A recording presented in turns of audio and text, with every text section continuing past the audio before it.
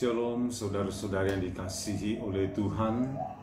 Malam hari ini kita bersyukur kepada Tuhan bahwa Tuhan selalu peduli, Tuhan selalu merancangkan apa yang terbaik dan terindah di dalam diri kita masing-masing, sehingga saat ini kita kuat, sehat menjalani hidup yang Tuhan anugerahkan, dan juga pada saat ini memberikan kita waktu sejenak untuk mendekatkan diri kita kepada Tuhan melalui renungan pada malam hari ini. Oleh sebab itu, jemaat yang dikasihi oleh Tuhan, mari kita sama-sama memuji, memuliakan Tuhan melalui nyanyian kemenangan iman nomor 187, ke tempat yang lebih tinggi. Nyanyian kemenangan iman nomor 187, ke tempat yang lebih tinggi. Ke tempat yang tertinggilah naf hatiku merindulah. Kita nyanyikan ayat 1 dan ayat yang kedua. Ke tempat yang tertinggilah. Ke tempat yang tertinggilah naf hatiku merindulah. Waktu berjalan pintaku, Tuhan tetapkan jiwaku. Tuhan angkatkan jiwaku lebih dekat kepadamu. Makin tinggi ku merindu, Tuhan angkatkan jiwaku. Jiwaku tidak mau tetap dalam lembah, tempat yang gelap. Tujuanku hendak pergi ke tempat yang maha tinggi. Tuhan angkatkan jiwaku lebih dekat kepadamu. Makin tinggi ku merindu, Tuhan angkatkan jiwaku. Kita berdoa sebelum merenungkan firman Tuhan. Mari kita berdoa. Kami datang menghampiri Engkau di dalam kekudusan-Mu, mempersembahkan pujian dan ucapan syukur kami atas segala kebajikan dan kemurahan-Mu di dalam kehidupan kami, atas segala penyertaan dan lindungan-Mu, dan atas segala kebaikan-Mu yang Engkau senantiasa rancangkan di dalam kehidupan kami sebagai umat-umat-Mu. Dan saat ini Bapa, Kamu merenungkan kebenaran firman-Mu. Kami mohon tuntunan Roh Kudus yang akan menerangi hati dan pikiran kami untuk mampu memahami firman-Mu dan untuk mampu melakukannya dalam kehidupan kami masing-masing. Di dalam nama Tuhan Yesus kami datang berdoa dan mengucap syukur semuanya ini. Amin. Baik saudara-saudara yang dikasihi oleh Tuhan, firman Tuhan saat ini saya pilih dari 2 Korintus pasal 4 ayat yang ke-18. 2 Korintus pasal 4 ayat 18, firman Tuhan berbunyi demikian. Sebab kami tidak memperhatikan yang kelihatan, melainkan yang tak kelihatan. Karena yang kelihatan adalah sementara, dan sedangkan yang tak kelihatan adalah kekal. Saudara-saudara yang dikasihi oleh Tuhan, melalui pembacaan firman Tuhan saat ini, kita akan sama-sama belajar firman Tuhan di bawah satu tema, yaitu fokuslah pada kekekalan. Saudara-saudara yang dikasihi oleh Tuhan, seorang yang bernama Meden Gayon berkata, api penderitaanlah yang menghasilkan emas melalui kesalehan diri. Sebab tidak selamanya penderitaan berakhir dengan kekecewaan atau kemalangan. Itulah sebabnya firman Tuhan dalam 1 Petrus pasal 4 ayat 12, firman Tuhan mengatakan, "Saudara-saudara yang kekasih, janganlah kamu heran akan nyala api siksaan yang datang kepadamu sebagai ujian, seolah-olah ada sesuatu yang luar biasa terjadi atas kamu. Sebaliknya, bersukacitalah sesuai dengan bagian yang kamu dapat dalam penderitaan Kristus, supaya kamu juga boleh bergembira dan bersukacita pada waktu Ia menyatakan kemuliaannya." Saudara-saudara yang dikasihi oleh Tuhan, di sini kita melihat bahwa Tuhan Yesus memperingatkan kita bahwa kita akan menghadapi aneka masalah di dunia, dan tidak ada orang yang kebal terhadap penderitaan atau dilindungi dari penderitaan sehingga tidak mengalami penderitaan. Tetapi dikatakan bahwa semua orang pasti mengalaminya atau pasti mengalami penderitaan di dalam kehidupan. Saudara-saudara, hal inilah yang bisa membuat kita tidak fokus kepada kekekalan atau tidak fokus kepada Allah. Atau inilah yang membelokkan arah pandang kita kepada Allah, yang justru berakhir dengan hal-hal yang buruk. Itulah sebabnya firman Tuhan saat ini mengajar, mendorong kita selalu fokus kepada kekekalan di dalam surga, sebab dari situlah kita mendapatkan kekuatan untuk menghadapi masalah tersebut. Maka itulah yang akan kita renungkan secara bersama pada saat ini, bahwa kenapa kita harus fokus kepada kekekalan, apa yang menjadi alasannya sehingga hanya kita harus fokus kepada kekekalan di dalam diri kita ini. Maka alasan yang pertama yang saya dapat simpulkan adalah karena kekekalan adalah tujuan hidup yang sebenarnya. Ingat saudara-saudara, bahwa hanyalah kekekalan yang menjadi tujuan hidup yang sebenarnya di dalam kehidupan kita ini. Saudara-saudara, menjalani hidup di dunia ini, itu berarti kita harus menetapkan tujuan kehidupan.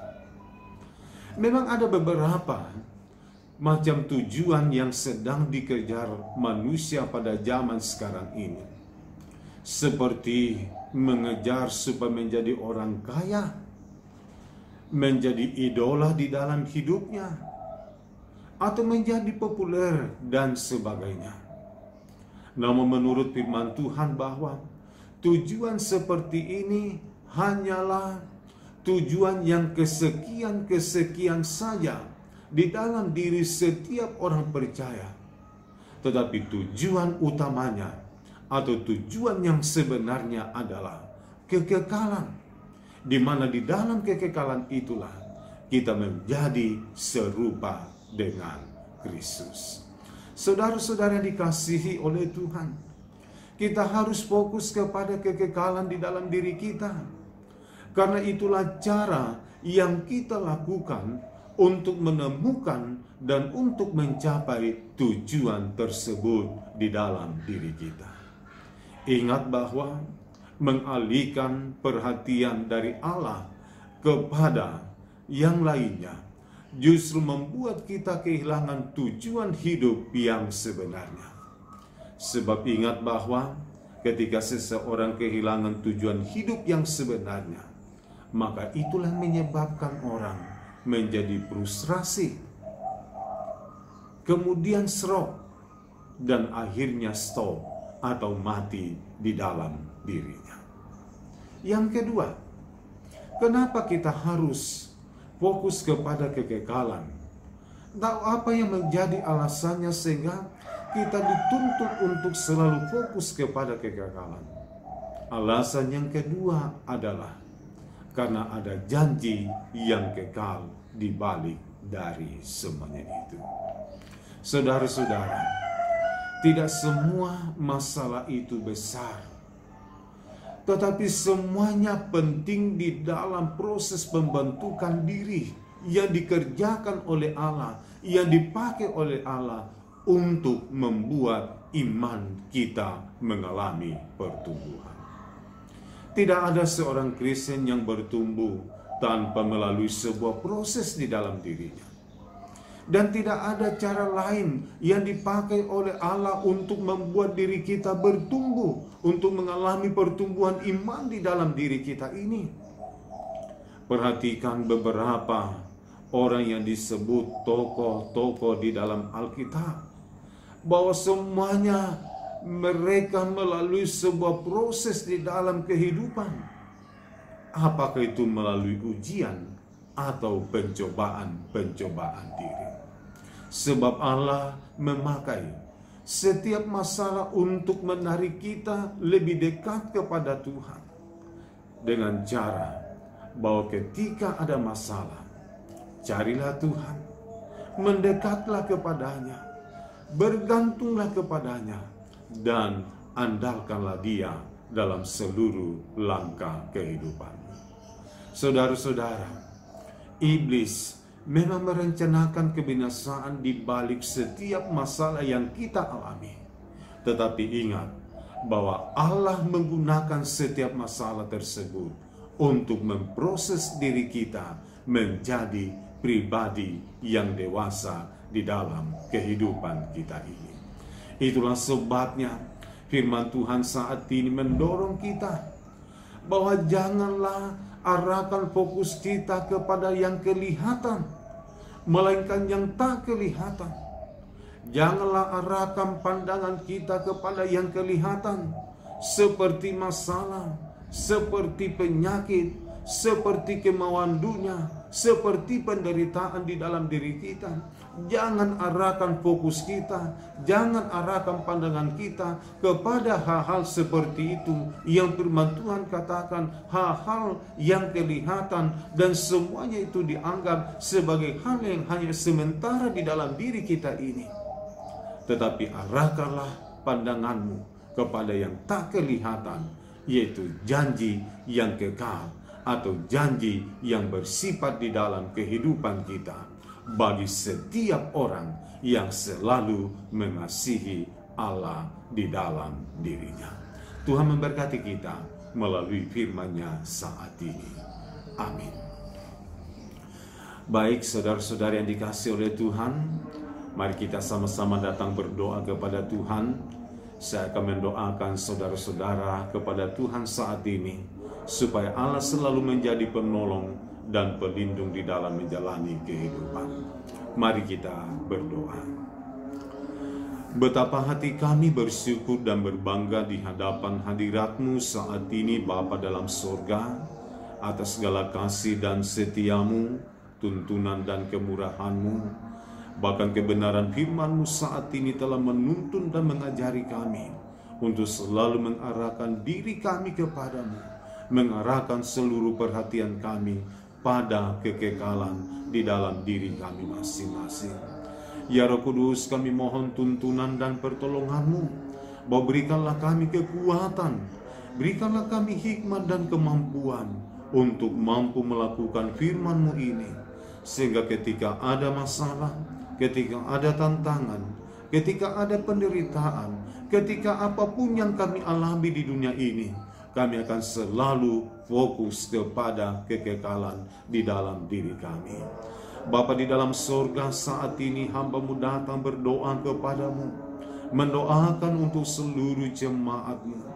Tolonglah mereka semua supaya terus bertumbuh di dalam iman pengharapan kepadamu Tuhan.